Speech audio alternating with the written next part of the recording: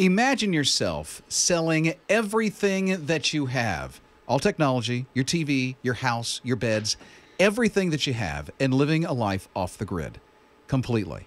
I mean, like taking Luke chapter 12, verse 33 to heart, where it says, sell your possessions, give to those in need. This will store up for you treasures in heaven.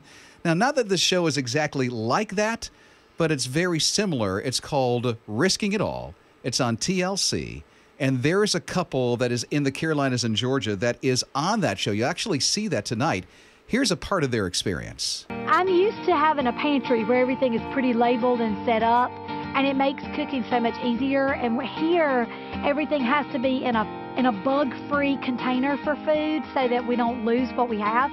I could feel Shay's frustration level just going sky high at that point. That is David and Shay Kemp. Their 5 children living off the grid in this show called Risking It All. They're joining us this morning. Thank you guys so much for being here. Oh, thanks for having us. We appreciate it. Why don't you start by explaining how you got on this show?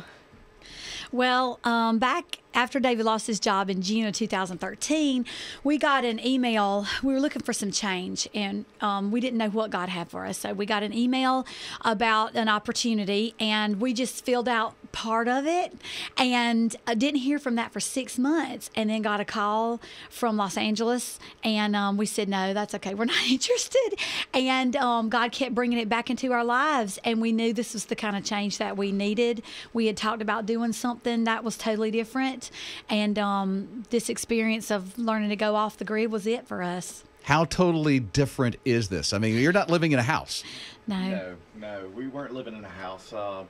And it was totally different, but it was great because we were able to unplug from the everyday distractions that were around you. I guess what I call white noise of life, that distracts you from the really important things, and just being able to clear your mind and focus on the things that really matter. And so yeah, it was a lot different. Definitely not suburban everyday life in any way, shape, or form. So explain the living conditions.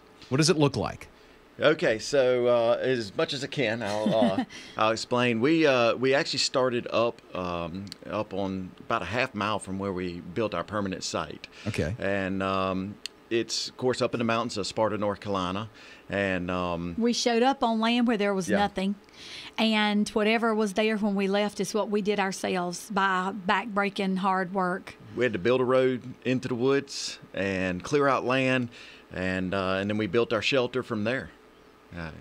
And it wasn't just you. You guys have 5 kids. Yeah, Yes. we took our 5 kids. Yes. What did they think about this idea? Well, they were a little split when we started. The 2 oldest are adventurous, and we're really excited. The baby, as long as she's with mom, she really doesn't care. The 2 middles, they weren't real tickled about going, to be perfectly honest, no. But, we had a family meeting. There was a lot of prayer involved before we decided to do this, and they understood it was something we felt like we were called to do. So their attitudes were totally different at the end of the summer, I'll tell you. Yeah. So Can you say what the shelter is? Because you think shelter, what'd you do? Build sticks and stone? I mean, what'd you do?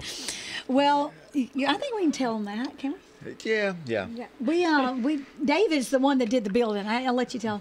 Yeah, we actually built on a deck, and we built a deck in the middle of the woods, a really large one.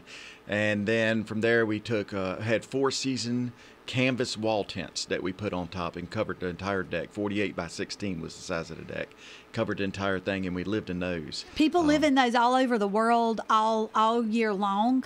They're incredible. We went with an incredible company, and so they're things people can live in all the time. They have to be winterized for winter, but that's home now. Stove is got a place for a stove and everything in it. Yeah. So there's no radio, no TV, No TV. no smartphones, No smartphones. No. tablet maybe, a tablet? No. Nope. No technology, period. No. No. We had a phone if we needed an emergency. We had that, of course, because we were not close to anything. And you had to find a spot high up. You had to actually hike somewhere to be able to use it. Yeah, to use your That's phone. incredible. Yeah. Well, Shay, we know you can sing because you're a worship leader. So did you pass time by singing? And It was kind of fun that you find yourself doing the things that don't require a plug for entertainment. We would sing. I'm learning to play the guitar, so we play the guitar. Just walking in the stream, and it was just, I don't know, such a simpler way to live than finding, you know, clicking on a television or, you know, something like that. So, yeah, we did a lot of singing. My girls love to sing. My daughter plays mandolin. So that was a lot of entertainment. We found ourselves at night, instead of entertaining ourselves in front of TV or computer or anything like that, we found ourselves, there was an old farmhouse that was on the land, but was completely unusable. And so, but we would use the front porch to sit on at night, and they would sing, play guitars, and we just talk. And I mean, it was totally different. It was really allowed us to reconnect in a way that we needed to. Yeah. Very cool. And you feel like this is your mission field? How so? Well, we really feel like God called us to this. We turned it down several times because it's such a strange thing to do. Off grid is strange for one thing, but being off grid on television is something totally different. And we had some friends who said, you know what? When we knew God called us to this, you're media missionaries.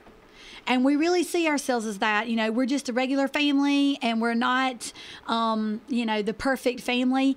But we do know that we cling to Jesus. We know we need him in the difficult things, in just the raising kids. I mean, my goodness, if nothing else, I need Jesus for that.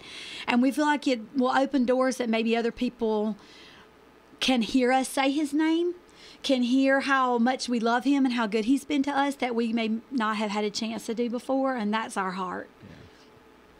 And our crew that we worked with all summer, they're from LA, and literally they are our West Coast family now. Yeah. And we had a lot of great conversations with them about the Lord, and those conversations continue, and those relationships continue now.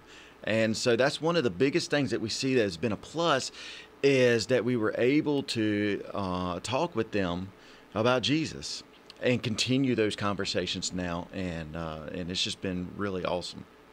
And again, you can watch the show tonight on TLC. It'll air at 10 p.m. What is your hope through it all? Huh? What is your hope through it all? All said and done, the season is over. Well, our biggest hope is that people will see that it's okay to take a risk. Yes. Don't play it safe. Uh-huh. You know, people think that God is all about planning stuff. God is about risk. Yeah. I mean, he's about us getting out there, Because taking risks. he took an incredible risk for us. And trust him in it. He hasn't failed us. It's been bigger than we could ever imagine.